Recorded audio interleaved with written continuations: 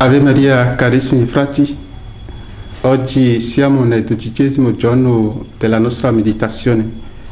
Il tema di cui siamo invitati a riflettere è Maria, cuore della vita sacerdotale. La scelta di questo tema è desunta da una meditazione fatta su Cristo, centro della vita del sacerdote. L'interrogarsi è che se Cristo è il centro della vita del sacerdote, che cosa sarebbe allora Maria? La risposta è che Maria è il cuore della vita sacerdotale. Il posto di rilievo che occupa Maria nella vita del sacerdote risulta prima di tutto dal legame tra la Vergine Maria e il sacerdote di Cristo.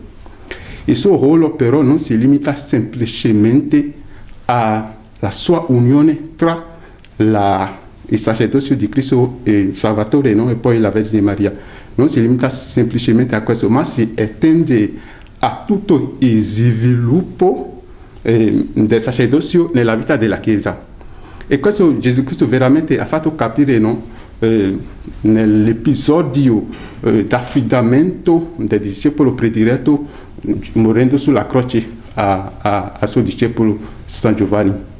E quindi questo appare quindi emblematicamente che la missione di Maria è destinata a influire su tutto il sviluppo del sacerdozio, su tutta la spiritualità del sacerdote, su tutto il compimento del suo ministero sacerdotale.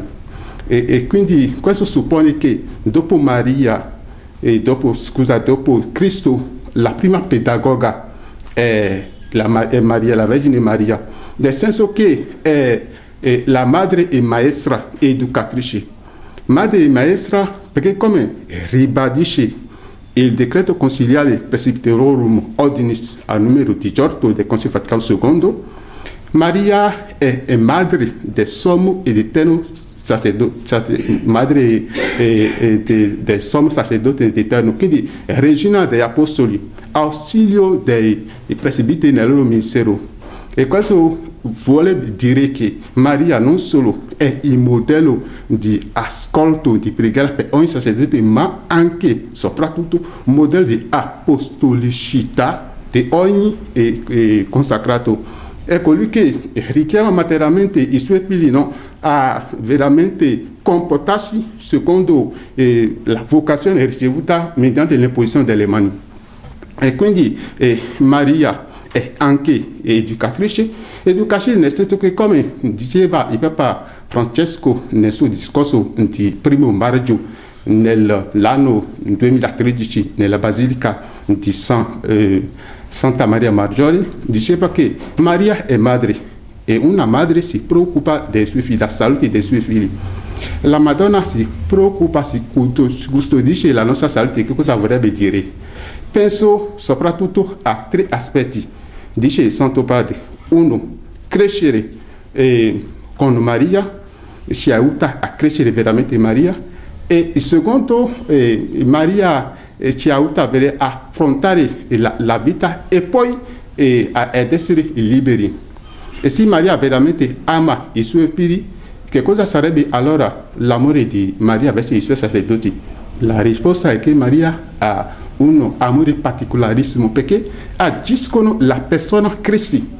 E a questo punto che cosa rappresenta l'atteggiamento di sacerdote, no? Quale tipo di atteggiamento il sacerdote è chiamato ad assumere nei riguardi di Maria? Nei riguardi di Maria i sacerdoti sono chiamati veramente ad assumere un atteggiamento filiale tramite il servizio. Servire Maria, che cosa vorrebbe dire allora? Servire Maria, la serva del Signore, è mettersi sulla strada di una vera educazione alla fede, alla speranza e alla carità, mediante una testimonianza viva, no, di totale dono di sé a Dio. E quindi veramente a questo punto i sacerdoti, come ribadisce lo stesso decreto Presbyterorum Ordinis, è che i sacerdoti devono amarla, veramente venerarla, e con una devozione, un culto filiale. Il decreto Octatam Totus al numero 8 del Concilio Vaticano II ribadisce ancora per dire che i sacerdoti con fiducia filiale devono veramente venerare, amare Maria veramente con tutto il cuore. E quindi il segreto della vita sacerdotale, come dice Don Dolindo, il nostro caro sacerdote, nella sua opera Nei raggi della grandezza e della vita sacerdotale, che il segreto è di amare Maria e vivere di Maria, operare con Maria. A questo punto la devozione filiale a Maria per un sacerdote prosegue Don Dolindo, non è semplicemente un atto di pietà, ma non è un accidentale, no? Quindi alla sua vita, ma è un dovere, è una necessità imprescindibile per santificarsi e per essere per essere veramente fecondo nel suo mistero e anche per dei suoi doveri.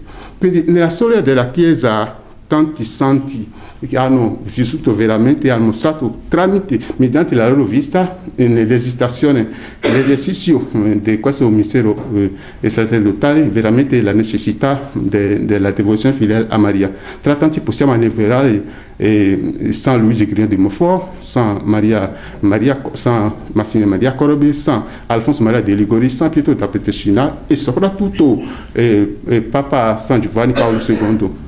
Lui veramente tutta la sua vita è stata pienamente mariana, dall'infanzia fino all'episcopato. E lo vediamo bene nel suo stemma episcopale, Totus, una ispirazione della dottrina di San Luigi Grignon de Montfort e poi una illustrazione simbolica del testo evangelico di Giovanni, come ho citato prima. E quindi veramente in queste due parole, tutto tuo, e lui veramente è sono le parole, una forma di preghiera indirizzata a Gesù per mezzo di Maria, per mezzo del suo cuore.